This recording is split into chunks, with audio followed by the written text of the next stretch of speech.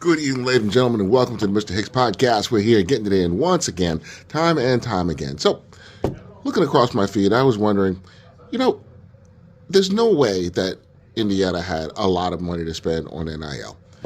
And there are definitely some more historically prominent programs that were in the playoffs that for sure had more money. Well, according to On3, Indiana had about $4 million in NIL for their entire roster. Meanwhile, Miami spent $4 million just to get Carson Beck. And they spent in total about $18 million. They have, they got Bain, they have some really amazing players on that roster.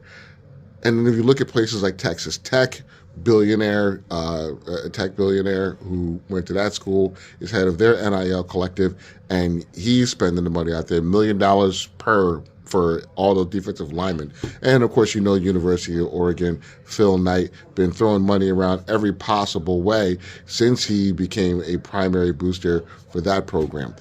And none of them produced a national champion. Matter of fact, Miami hasn't had one in years. Oregon's never had one. Neither has Texas Tech.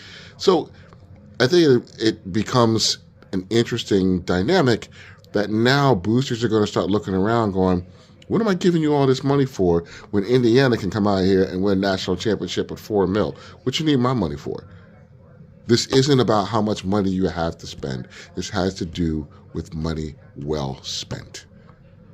Throwing a bunch of money around, and I'm going to go into this a little bit more about me personally. I think Carson Beck was one of the greatest wastes of NIL money, and but we're going to get into that a little bit later.